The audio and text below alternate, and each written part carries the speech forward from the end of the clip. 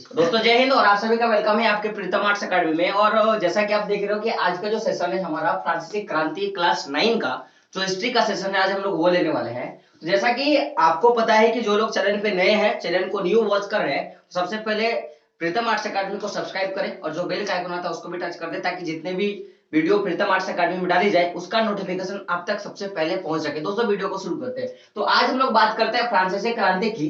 तो फ्रांस में हुई एक क्रांति जिसका नाम है फ्रांसीसी क्रांति। तो सबसे पहले हम लोग बात करेंगे फ्रांसीसी, यानी कि देखो ये दो वर्ड से बना हुआ है, एक फ्रांस और दूसरा है सीसी। सीसी मतलब हम लोग बोतल नहीं बोल सकते हैं, यानी कि फ्रांस के लोगों को ही हम लोग क्या बोलते हैं, फ्रांसीसी। जैसे इंडिया के लोग क्या होते हैं, इंडियन होते हैं, उसी तरह फ्रांस के लोग क्या होते हैं, फ्रांसीसी। ईरान के लोग ईरानी, ठीक है, चीन के लोग चीनी, तो उसी तरह फ्रांस के लोग क्या होते हैं, फ्रांसीसी। तो लोगों के बीच में क्रांति, क्या बोलेंगे, फ्रांस के लोगों के बीच में क्रांति अर्थात फ्रांसीसी क्रांति। तो सबसे पहले हम लोग वर्ड पकड़ेंगे कि क्रांति क्या होता है ना, क्रांति क्या होता है। तो जनरली आप लोग एक छोटा सा मैं उदाहरण लूंगा कि क्रांति यानी कि हम लोग झगड़ा बोल सकते हैं। क्या बोल सकते हैं कि झगड़ा। तो कैसा झगड़ा, दो दोस्तों के बीच में झगड़ा, उसके बाद चार दोस्त उसमें इन्वॉल्व हो गए, फिर पूरा एक क्लास इन्वॉल्व हो गया, फिर पूरा स्कूल इन्वॉल्व हो गया, फिर ऐसे ऐसे करते एक पूरा गांव इन्वॉल्व हो गया, फिर ऐसे करते करते देश इन्वॉल्व हुआ, देश करते करते ये बाकी देशों में भी गया और पूरा जन मात्रा में, भारी मात्रा में जब पूरा देश जब इसके अंदर आ गया तो उसी को हम लोग क्या बोलते हैं, क्रांति। और याद रहे कि क्रांति एक से स्टार्ट होके करोड़ों पे जाके फैलती है, पूरे आवाम को बोल सकते हैं या पूरी जो जनता है वहां तक जाती है। बात क्लियर यहां तक कि क्रांति क्या है। तो क्या बोलेंगे, किसी भी एक पार्टिकुलर बेस पे जब ये झगड़ा धीरे धीरे धीरे धीरे धीरे धीरे बढ़ता हुआ पूरे देश में छा जाता है तो उसी को हम लोग क्या बोलते हैं, क्रांति। अब कभी कभी आपके मन में क्वेश्चन आता होगा कि सर अगर क्रांति होती है तो कैसे क्रांति होती है। क्वेश्चन तो आपके पास आया होगा कि सर क्रांति हो रही है तो कैसे क्रांति हो रही है। तो देखो दोस्तों, क्रांति कभी भी निजी स्वार्थ के लिए नहीं होता है। समझ रहे हो मेरी बात ना, कि मेरे को एक पेंसिल चाहिए और मैंने पूरा देश से झगड़ा कर दिया, ठीक है, मेरे को एक कॉपी चाहिए मैंने पूरे देश से झगड़ा कर दिया, मेरे को टॉफी चाहिए मैं पूरे देश से झगड़ा कर दिया, तो ऐसी क्रांति नहीं होती है। आपका पर्स लूट गया और आप उसके लिए झगड़ा कर दिया, तो ऐसा क्रांति नहीं होता है। क्रांति क्या होता है कि इसमें आपका नहीं, पूरे एक समुदाय का, पूरे लोगों का, पूरे एक आवाम का बोल सकते हैं, या पूरी जनसंख्या का क्या होता है, इसमें महत्व छिपा होता है। जैसे कि फ्रांस में ऐसा क्या घटना हुआ कि जो पूरी जनसंख्या है वो क्रांति को उतर आई। क्वेश्चन हमको यहीं से शुरू होता है कि अगर फ्रांस में ऐसा क्या हुआ कि जो फ्रांस की जनता है वो पूरी किसमें उतर आई है, क्रांति में उतर आई। क्वेश्चन है ना भाई कि अगर ऐसा क्या घटना घटा। तो हम लोग ये जानेंगे एक ईस्वी से एक सन से, लेकिन उससे पहले समझ लो कि आखिर अगर हम लोग बात करेंगे 17वीं शताब्दी के इधर से, जब तक इंडिया का आजाद नहीं हुआ था तब तक, ठीक है, तो तब तक की जितनी भी आप सरकारें देखोगे या देश देखोगे, जितने भी तरह का कानून व्यवस्था देखोगे, उस पे क्या होता है कि कोई एक आदमी होता है वो दूसरे पे क्या करता है, मुड़ी में चढ़ के बैठ जाता है, मुड़ी में चढ़ के बैठ जाता है, यानी कि उसमें क्या करता है, वो अपना पूरा पूरा अधिकार कर लेता है। क्या करता है, अपना पूरा पूरा अधिकार कर लेता है। आप समझने वाली बात है कि अधिकार होता किस टाइप का है। तो मेरा मतलब है कि जैसे हम लोगों ने देखा कि ब्रिटिश आया इंडिया पे किसकी व्यापार के लिए, और उसने अपना पूरा बागडोर संभाल लिया और अपनी जो शासन व्यवस्था है पूरा कर ली। जब उसने अपनी पूरी शासन व्यवस्था कर ली तो उसको रोकने वाला कोई नहीं, टोकने वाला कोई नहीं, बताने वाला कोई नहीं, बोलने वाला कोई नहीं। तो उसका जो पूरा शासन व्यवस्था था वो कैसा था, एक तरह का मैं बोल सकता हूं कि जैसे एक बिगड़ा हुआ घोड़ा मैं बोल सकता हूं, है ना, एक ऐसा बच्चा जिसपे कभी माँ बाप को कोई टेंशन ही नहीं रहा हो, तो कैसा उदंड वाला बच्चा हो जाता है। तो उस तरह का जो शासन व्यवस्था था उदंड टाइप का, वो फ्रांसीसी क्रांति में थी। आखिर ये कैसा घटना था, समझो मेरी बातें। यहां पे अगर मैं बात करूं कि फ्रांस में उस समय जब यह क्रांति हुई तो उस समय एक राजा था। उस राजा का क्या नाम था, उस राजा का नाम था लुई 16। क्या नाम था, लुई 16, है ना। मैं किसका बात कर रहा हूं, लुई 16, किसका मैं बात कर रहा हूं, लुई 16। एक राजा था फ्रांस का जिसका नाम था लुई 16। तो लुई 16 जो था, तो इससे पहले कुछ और राजाएं थी। जैसे देखो पहले के जो राजा लोग होते हैं ना, तो उनको थोड़ा दिक्कत होता था नाम लेने के लिए। तो लोग क्या होते थे, जैसे अगर मेरा नाम पंकज है तो मैंने रख दिया पंकज 1, मेरा बेटा पंकज 2, उसका बेटा पंकज 3, उसका बेटा पंकज 4। तो उसी तरह जितने भी फ्रांस के राजा हुआ करते थे उनका नाम क्या था, लुई 1, लुई 2, लुई 2, ऐसे करके लेके लगातार चलता गया। और जब ये क्रांति हुई उस समय कितना नंबर का राजा बैठा था, तो 16वां नंबर का राजा उस समय फ्रांस में बैठा हुआ था जब ये क्रांति हुई। आखिर क्रांति होने का रीजन क्या है? आखिर राजा तो सब जगह है, लेकिन फ्रांस में उस समय क्रांति क्यों हुई, ये आपके पास क्वेश्चन होना चाहिए कि आखिर ऐसा क्या क्या बोल सकते हैं उधड़ मचा, या क्या ऐसी घटनाएं हुई कि लुई 16 जो है वो फ्रांस में राजा होते हुए भी लोगों ने उनका विरोध किया। क्वेश्चन तो आपके मन में आता होगा कि जब जब आपने अपना एनसीईआरटी का बुक खोला था और हेडिंग पे आपने पढ़ा था कि फ्रांसीसी क्रांति, तो मन में एक बात आपके पास आया होगा कि आखिर उन राजा ने, वह लुई 16 ने क्या ऐसा उदंड मचा दिया अपने वहां पे कि लोग उसके विरोध पे जाके खड़ा हो गए और क्या किया, क्रांति कर दी। क्वेश्चन तो आपके मन में आता होगा। तो इसका बस एक सीधा साधा छोटा सा आंसर है जो आपको केवल प्रीतम आर्ट्स अकादमी में मिलेगा, और वो क्या है, निरंकुशवाद। क्या है? निरंकुशवाद का ही जो हम लोग बात बोलेंगे, तो यही वाला जो फंडा था जो लुई 16 के जहन में उसके पापा के साथ और उसके दादा के साथ मिला हुआ था। यानी कि बोलने का मतलब है कि लुई 16 के आगे क्या होता है, 15वां, और 15 का वाक्य क्या होगा, 14वां। तो लुई 14 से लेके लुई 16 तक के जितना भी राजा था सब कैसा था, निरंकुशवाद का राजा था। अब आपके मन में क्वेश्चन आया होगा कि सर निरंकुशवाद क्या होता है, मन में क्वेश्चन आता होगा, क्योंकि मैं अक्सर जानता हूं कि क्वेश्चन लोगों के मन में डाउट होता होगा। तो निरंकुशवाद क्या होता है? वो मान लो एक घोड़ा है जिसपे बिना लगाम का है, क्या है, बिना लगाम का है। अगर एक जंगल से एक नया नवेला घोड़ा लाया जाए और उसमें किसी तरह का कोई लगाम ना हो, लगाम माने जैसे देखोगे कि घोड़ा होता है तो उसके नाक के थ्रू से कपार तक, यानी कि यहां तक एक रस्सी बांध दिया जाता है जिसको लगाम बोलते हैं। तो अगर उस घोड़े में कोई लगाम ना हो तो घोड़ा फिदकेगा, फिदकेगा तो समझते हो ना, ज्यादा उछलेगा, पैर मारेगा, दौड़ेगा ज्यादा। तो उस पे अगर नाक पे एक कसेल बांध दिया जाए और उसको खींचा जाए तो घोड़ा क्या हुआ, शांत हो जाता था। तो उसी तरह जो राजा था वहां का, उसमें किसी तरह का कोई लगाम नहीं था, वो बेलगाम घोड़ा था। कैसा घोड़ा था? बेलगाम घोड़ा था। वो अपने मन से कूदता था, अपने मन से दौड़ता था, सब वो अपने मन से करता था।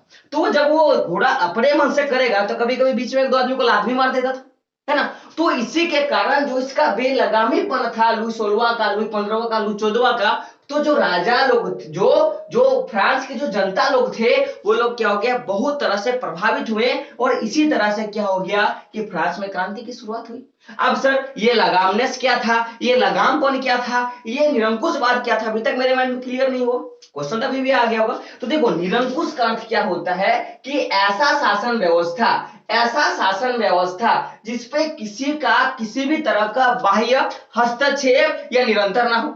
जैसे आप लोगों ने फिजिक्स में पढ़ा होगा कि कोई भी वस्तु तब तक वो अपनी अवस्था में रहती है जब तक उसमें कोई बाहरी बल कार्य ना करे। जैसे मैं ऐसे खड़ा हूं, जब तक मेरे को कोई धक्लेगा नहीं, मैं इधर नहीं आएंगे। समझ रहे हो ना मेरी बात? मैं यहाँ पे पेंसिल रख दूं, जब तक मैं पकड़ा हूं तब तक ठीक है, धक्का मारेगा तो ये गिर जाएगा। तो एक सीधा सा फंडा है कि जब तक बाहरी वहां पे कसेल नहीं था, तो वहां की जो सरकार थी, जो वहां का समाज था, वो कैसा था, पूरा पूरा निरंकुश था। निरंकुश यानी कि ऐसी शासन व्यवस्था जिस पर किसी का कोई अंकुश ना हो, उसी को क्या बोलते हैं, निरंकुश सरकार। अब समझो कि लुई 16 है, अगर लुई 16 का कान पकड़ने वाला कोई इंसान होता कि अरे तुमको ऐसा करना है, अरे तुमको ऐसा करना है, तो कभी ऐसा करता क्या? नहीं ना। जैसे कि आप कभी क्लास लेते हो स्कूल में, तो आपके जो गुरुजी हैं, आप गलती कर दो, आपका कान पकड़ लेता है कि तुमने गलती करी है, तुम्हारा कान हो गया। तो उसी तरह का उसका कान पकड़ने वाला, उसको बताने वाला कोई नहीं था, इसीलिए जो वहां का शासन था वो कैसा था, निरंकुश था। और जो लुई 16 था वो थोड़ा भोग विलासी टाइप का इंसान था, यानी कि राजा महाराजा जो होते हैं ना, वो खाने पीने सुतने और घूमने का उनको बड़ा थोड़ा मन में वो एटीट्यूड टाइप का होता है, तो उस टाइप का इंसान था। तो यहाँ की जो पूरी शासन व्यवस्था थी फ्रांस में, वो कैसा थी, एकदम वो निरंकुश टाइप का उनका शासन व्यवस्था था। ठीक है, यहां तक आपको क्लियर समझ में आ गया ना? अब आपको यहां तक तो समझ में आ गया होगा कि क्या घटनाएं थी, निरंकुश शासन का क्या था। तो आखिर ये क्रांति की जो शुरुआत हुई थी, वो जो डेट था, वो डेट था 14 जुलाई। कब का बात मैं कर रहा हूं, 14 जुलाई 1789 की घटना है, जब फ्रांस में पहली बार आपको क्रांति देखने को मिला। तो क्रांति की शुरुआत कभी भी ऐसे नहीं होती दोस्तों, कभी भी ऐसे नहीं होती है। उनको बढ़ने में, उनको बड़ा होने में बहुत टाइम लगता है। तो जैसा कि बोलने का मतलब है कि फ्रांस का जो शासन था वो कैसा था, जैसे कि मान लो कि आप दुकान में गए हो, आपको 1 रुपया का टॉफी खरीदना है, टॉफी या चॉकलेट खरीदना है, और आपको पता है कि उसका रेट 1 ही रुपया होगा, लेकिन दुकानदार बोल रहा है कि मैं आपसे 1 रुपया नहीं लूंगा, मेरे को सरकार बोला है कि 100 रुपया लेने के लिए। और आपको खाने का भी मन है, लेकिन आपको दुकानदार क्या बोल रहा है कि आपको वो टॉफी 100 रुपया में मिलेगा, और आपको पता है कि वो टॉफी कितना में 1 रुपया का। तो यानी कि आपके साथ जो उस समय जितना भी घटना घटा, टॉफी को सोच लो या कोई भी एक पर्टिकुलर सामान को सोच लो, तो आपको ज्यादा रेट में मिलने लगा। आपको बोला गया कि नहीं अभी रात नहीं है और आध घंटा नहीं हुआ, आपको अभी भी ड्यूटी करना होगा। आपको पता नहीं कैसे जनरली सर बोलते हैं कि आपको 6 घंटा पढ़ाई करना है, लेकिन स्कूल क्लास जो होता है वो 6 घंटा ना चल के अगर 12 घंटा की क्लास में लगे, आप लोग स्कूल जाओगे? आप लोग बोलोगे नहीं सर। तो रीजन क्या है कि वहां पे जितने भी काम काज होता था वो लुई सोलुआ के या फ्रांस का जो सम्राट था उसके कगार पे होता था।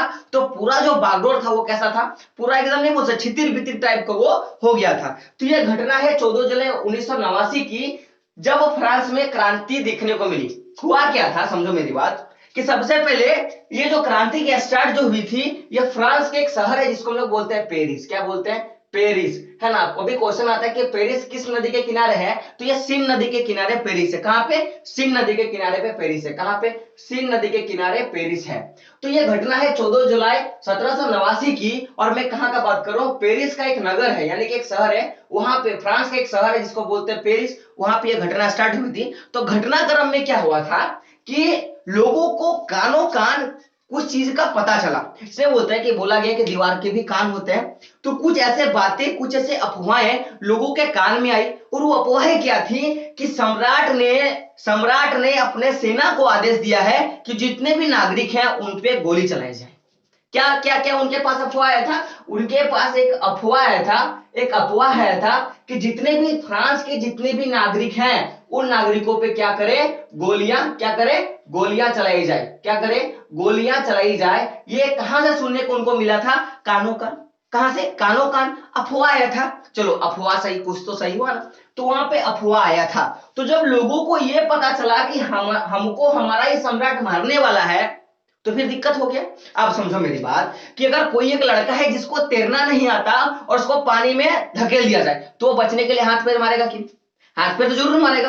कौन इंसान ऐसा नहीं है जिसको अपने जान से खतरी नहीं है? जब तक आप उसको टॉर्चर करो कोई दिक्कत है, लेकिन जब बोलेंगे तुम्हारा गर्दन पकड़ कर दाबेंगे, तो वो इंसान क्या होगा? उसको पता चलेगा नहीं अब मेरा जिंदगी बर्बाद होने वाला है, तो कुछ ना कुछ तो जरूर करेगा। हो सकता है गाली दे दे, मार दे, पीट दे। अब देखो एक शेर, एक बिल्ली आपके घर में रखा हुआ है, वो तब तक आपका बिल्ली है जब तक आप उसको खाना दे रहे हो। 4-5 दिन खाना मत दो, फिर वो आप ही को खाएगा, है ना। तो एक फंडा होता है कि जब लोगों को लगा कि अब राजा हम पे ही क्रूरता अपना रहा है, तो फिर लोगों ने क्या किया? सबसे पहले क्या किया कि अब राजा को तो हराना पड़ेगा। तो राजा को अगर हराना है तो हम अकेले सकेंगे हराने के लिए? सोचो नहीं ना। अगर मेरा अकेले का बस का बात होता और राजा से मेरे को लड़ना है तो हम सकेंगे? आप बोलोगे सर नहीं। तो फिर लोगों क्या किए, जितने भी फ्रांस के लोग थे वो पेरिस में एक जगह था, पेरिस में एक जगह था, एक एक क्या बोल सकते हैं, टाउन था, एक टाउन हॉल। क्या था? एक टाउन हॉल था, एक टाउन हॉल था। वहां पे वहां के सामने लोग क्या किए? सब जाके जमा होने लगे। क्या किए? सब जाके जमा हुए। तो अगर मैं जमा होने की लोगों की संख्या का मैं बात करूंगे तो कितना? टोटल 70,000। कितना? टोटल 70,000। कितना? 70,000 मर्द का मैं बात करूं या औरत का? मर्द और औरत क्या हुए थे? वहां पे जमा हुए थे। कितने? 70,000 लोग, जो सॉरी 7,000 जो लोग हैं वो कहां पे? टाउन हॉल में जाके जमा हुए थे। कहां पे? टाउन हॉल में टोटल 7,000 मर्द और औरत जमा हुए थे। रीजन क्या था कि उनके कान में कहीं ना कहीं से खबर आया था कि जो फ्रांस का राजा है, जो लुई सोलुआ है, वो उनको गोली से उड़ा देगा। उनको क्या करेगा? गोली से उड़ा देगा।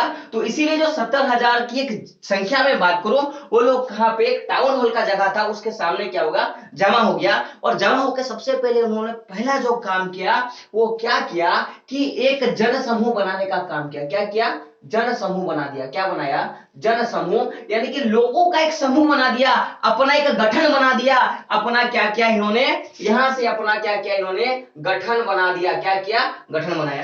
पहला इनका जो काम था वो क्या था कि सबसे पहले इन्होंने क्या किया कि जैसे उनको सुनाई मिला कि लुई सोलुआ हमको मारने वाला है, तो सबसे पहले पेरिस में एक हॉल था जिसका नाम था टाउन हॉल, वहां पे लोग जमा हुए। और जमा होने के बाद एक भारी संख्या में 70,000 लोगों की एक जन समूह बनी। और सोचो राजा एक, और यहाँ पे कितना आदमी है? 70,000, 7,000 आदमी। तो 7,000 आदमी का एक समूह बना और उन्होंने एक अपना गठन बनाया। और गठन बनाने के बाद क्या बोला कि चलो अब फ्रांस का जो राजा है, फ्रांस का जो सम्राट है, उस पर हम लोग क्या करेंगे? आक्रमण। क्या करना है हमको? आक्रमण। और उनकी जो शासन व्यवस्था है उसको क्या करना है? तबाह करना है, चौपट करना है। यहां तक बात क्लियर है आप लोगों का? लोग क्या किए, जो उनका सम्राट था या जो उनकी राजा थी, उनको शासन को गिराने के लिए लोग लग पड़े। तो सबसे पहले इनके पास एक चीज की कमी थी, वो क्या था? गोली बारूद का। क्या था? गोली बारूद का। जितने भी जन समूह के लोग थे, इनके मन में कहीं से आया कि अगर मेरे को राजा को हराना है तो उसके बराबर तो होना पड़ेगा। अगर बोलने का मतलब है कि अगर उसके पास पत्थर फेंकने का औकात है तो मेरे पास भी पत्थर फेंकने का औकात होगा, तब तो बराबर का टक्कर होगा, तब तो जीत पाएंगे। अगर उनके पास बंदूक है और मेरे पास पत्थर फेंकने की क्वालिटी है तो हम लोग कभी जीत पाएंगे क्या? नहीं। अगर एक पहलवान, मोटा ताजा पहलवान आपके साथ लड़ रहा है और आप एक खिखड़े टाइप के, पतले टाइप के इंसान हो, तब जीत पाओगे? आप बोलोगे सर नहीं। तो तब जब लोगों को लगा कि मेरे को अगर फ्रांस के सम्राट को हराना है, फ्रांस के सम्राट के सैनिकों को हराना है, अपने आप को उनसे बचाना है, तो पहली बात मेरे पास गोली बारूद होना चाहिए। क्या होना चाहिए? गोली बारूद हमारे पास होनी चाहिए। तो अब ये बारूद, अब इनके पास एक क्वेश्चन आया था कि आखिर ये गोली बारूद मेरे पास आएगा कैसे? क्वेश्चन है इनके पास कि आखिर ये जो जनसमूह था, ये लोग राजा के साथ क्रांति कर दिए थे, अब इनके पास एक चीज की कमी थी, वो गोला बारूद की कमी थी। तो अब इनके पास गोली बारूद किसके पास आएगा? क्या राजा से जाके मांगेगा, राजा मेरे को गोली बारूद दे दो 1 किलो, मेरे को आपसे लड़ाई लड़नी है? क्या घर का राशन पानी का बात है कि घट जाएगा पड़ोसी से मांग लेंगे? ऐसा तो कुछ नहीं था।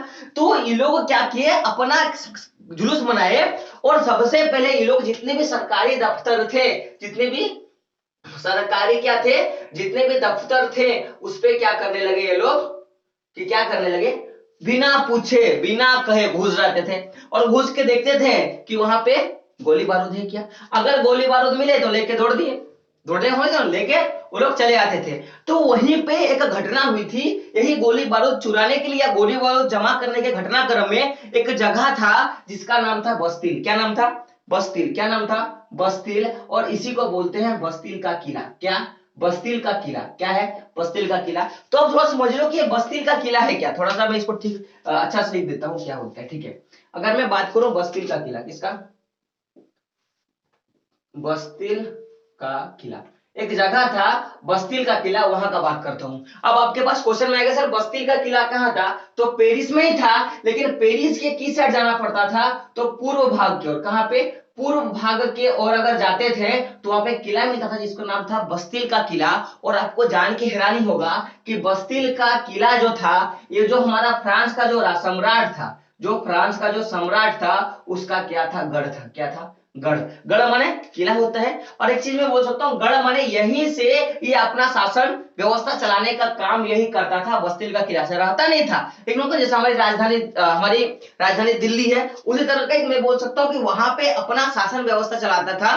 तो ये जो बस्तिल का किला था, यहीं पे निरंकुश बाद शासन का क्या था? पूरा पूरी कब्जा था। और इसी से पेरिस के आसपास के जो शहर थे, वहां पे ये क्या करते थे? शासन व्यवस्था चलाने का काम करता था। कौन कौन करता था? जो फ्रांस का जो सम्राट था लुई सोलवा, वो क्या करता था?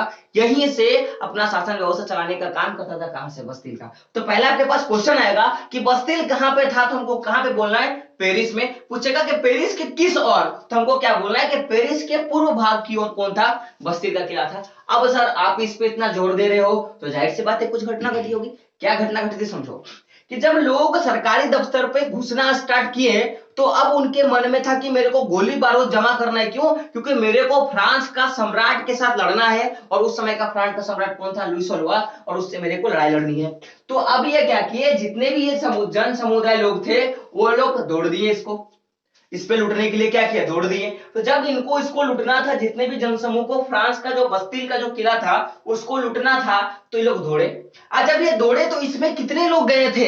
इसमें सैकड़ों लोग। कितना? सैकड़ों लोग जो थे वो लोग बस्तिल के किले पे चढ़ाई कर दिए। किस लिए? इनको गोली बारूद का पता चला, कहीं से नहीं होता, सूंघने का मौका मिला। सुना मिला कि कहीं पे बस्तिल का किला में बहुत ज्यादा गोली बारूद है, और वो अगर गोली बारूद मेरे को मिल जाएगा तो हम फ्रांस के राजा से लड़ सकते हैं। इनको सुनाई मिला लोगों को। तो सैकड़ों लोग क्या किया कि पूरब की ओर भागना स्टार्ट किया। कहां? बस्तिल का किला, वहां पे भागना स्टार्ट किया। और जैसे वहां पे घुसा, तो लोगों को क्या चाहिए था? बस्तिल का किला का गोली बारूद। और तो भाई अब ये तो मैंने पहले बोला कि ये जो निरंकुश शासन का गढ़ था, यहां से लोग बाकी इलाका पे कब्जा करके वहां पे देखते थे। तो फिर यहाँ का जितना भी पहरेदार था, जो किला के जो लोग थे, उसके मन में तो एक क्वेश्चन था कि मेरे को इसको बचाना है, और इनके पास एक क्वेश्चन था कि मेरे को इसको लूटना है। समझ रहे मेरी बात? इनके मन में क्या था कि इसको लूटना है, और इसके अंदर का जो आदमी था, जो इसका अंगरक्षक था, उसको क्या था, इसको बचाना है। अब यहाँ पे एक ट्विस्ट आता है, वो ट्विस्ट बड़ा खतरनाक है। क्या ट्विस्ट आता है कि लोगों को इसको लूटना था और इसको बचाना था खुद को। तो अब बताओ कि मेरे को खुद को बचाना है और वो मेरे पे आक्रमण कर रहा है, हम लड़ाई लड़ेंगे कि नहीं? हम लड़ेंगे कि नहीं? हम लड़ेंगे कि नहीं? आप बोलोगे हाँ सर। तो यहाँ का कमांडर और यहाँ का सैनिक और ये जनता लोग आपस में क्या हो गए, भिड़ गए। और भिड़ने से पता है क्या होता है? किसी का माथा फूटा, किसी का सर टूटा, वो तो हुआ ही, बहुत लोगों का जान भी गया। और जब इन लोग पे चढ़ाई चढ़ा तो इनकी संख्या कम थी, ये तो ऑटोमेटिकली सैकड़ों में थे।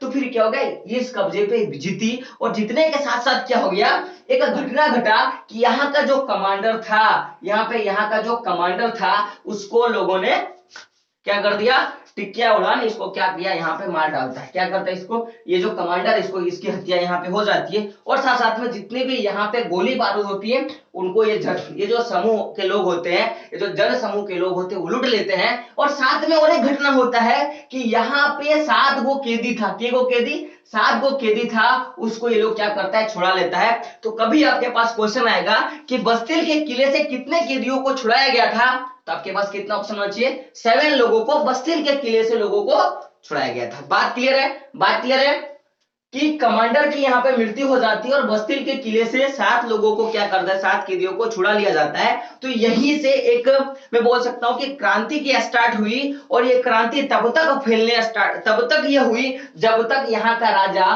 फ्रांस का राजा जो लूसोल्वा है, उसको जब तक मार नहीं डाला गया, तब तक ये जो जन समूह के लोग होते हैं वो आक्रमण पे आक्रमण, आक्रमण पे आक्रमण, आक्रमण पे आक्रमण करते रहे। और अंततः जब फ्रांस का राजा मरा तो ये जो क्रांति थी ये समाप्त हुई। अब हम लोग आगे क्या पढ़ेंगे, आगे हम लोग को पढ़ना है कि आखिर ये क्रांति हमारे देश में कैसे इन्वॉल्व हुआ, लोग फ्रांसीसी क्रांति को देख के इंडिया के लोग कैसे उतावले हुए और कैसे क्या सीखे। तो आई होप आपको ये पूरा फिगर समझ में आ गया होगा। मैं रिपीट कर दूं कि जितने भी फ्रांसीसी लोग थे, उनको कहीं से कानो कान खबर आया कि उनका राजा उनको मारने वाला है, अपने सैनिकों को आदेश दे दिया है। तब लोगों क्या किया कि पेरिस में एक टाउन हॉल का जगह था, वहां लोग एकत्र हुए। एकत्र होकर सबसे पहले क्या एक काम किया कि अपना एक संगठन बनाया, जिनका नाम रख दिया गया जन समूह, संगठन का नाम रखा। और ये लोग क्या करने लगे कि अब राजा से लड़ना है तो गोली बारूद का जगह चाहिए, तो गोली बारूद को ये लोग क्या करने लगे, इकट्ठा करने लगे। इकट्ठा करने के दौरान जितना भी राजा का जितना भी कार्यालय था, वहां पे घुसते थे और जबरन चीजों को लूट के ले आते थे। अब कहीं से इनको कानो कान खबर आया कि बस्तिल का किला में बहुत ज्यादा क्या है, आपको गोली बारूद है। तो फिर लोग, जितना भी लोग था, वो लोग कहां पे चला गया, बस्तिल का किला घुसा और लूटा। लूटपाट के दौरान कमांडर की मृत्यु हो गई, 7 कैदी को बाहर ले आया। और वहीं पे घटनाक्रम ये लोग कर देता है जो इनको मेरे हिसाब से करना था और अच्छा किया, कि किले को सबसे पहली बात की बम बारूद से किसी भी तरह से वो गिरा देता है। क्या करता है, पूरे किले को गिरा देता है। और आप इसका फिगर आप यहाँ पे दे सकते हो, पूरे किले को क्या करता है कि वहां के लोग गिरा देते हैं। और गिराने के बाद अब देखो, जब किले को गिरा दिया तो किले का अवशेष बचा ना, अवशेष बचा ना। अब मान लो ये मेरा कपड़ा है, इस कपड़े को मैं जला दूंगा तो इसका राख बचेगा, तो यही इसका अवशेष हो गया। ये मान लो कि ये मेरे पास इंक है, मैं इसको पूरा खत्म कर दूंगा तो ये जो डिब्बा बचा वो इंक का अवशेष था। तो ये जो अवशेष बचा उसको फिर लोग क्या करने लगे, बाजार में बेचने लगे। क्या करने लगे, बाजार में बेचने लगे। अब यहां से इंटरेस्टिंग बात आता है कि सर आखिर बस्तिल का किला का जो अवशेष था वो लोग क्यों बाजार में बेचते थे, क्वेश्चन आपके मन में आया होगा। तो बेचने का रीजन क्या था कि देखो सोचो कि आज भी धोनी ने अपने वर्ल्ड कप के दौरान एक छक्का मारा था, उस बैट को आज भी लोग संभाल के रखे हुए। क्यों? क्योंकि वो एंटीक चीज होते हैं ना। तो लोगों को इस बात का याद रहे कि वो राजा मेरे पे कितना रहम दिल का काम किया था, मेरे पे कितना अत्याचार किया था। तो उसी अत्याचार को लोग याद करें और अपने आप को फिर किसी राजा के पास गुलाम ना होने दे, वो उनके मन में था। तो इसीलिए ये जो अवशेष था वो बाजार में बेचा जाता था। क्यों? ताकि लोग स्मृति के तौर पे, याददाश्त के तौर पे उसको बचा के रखे और याद करे कि आखिर क्या हुआ था। तो ये जो पूरी घटनाक्रम थी, ये संक्षेप का छोटा सा घटनाक्रम था। इसके अंदर हम लोग पार्ट बाय पार्ट जूम करके, क्या करके, जूम करके हम लोग पढ़ेंगे कि क्या चीज है। लेकिन उससे पहले पढ़ेंगे तब जब आप चैनल पे बने रहे होंगे। चैनल पे बनने के लिए सब्सक्राइब के बटन को टच कीजिए और बेल का आइकन भी टच कीजिए और एक बार वीडियो को जरूर शेयर करें, ताकि मेरे को पता चलेगा कि आप मेरे फेवर पे हो और आप मेरे वीडियो देख रहे हो। तो दोस्तों मिलते हैं अगले वीडियो में, तब तक के लिए जय हिंद, जय भारत।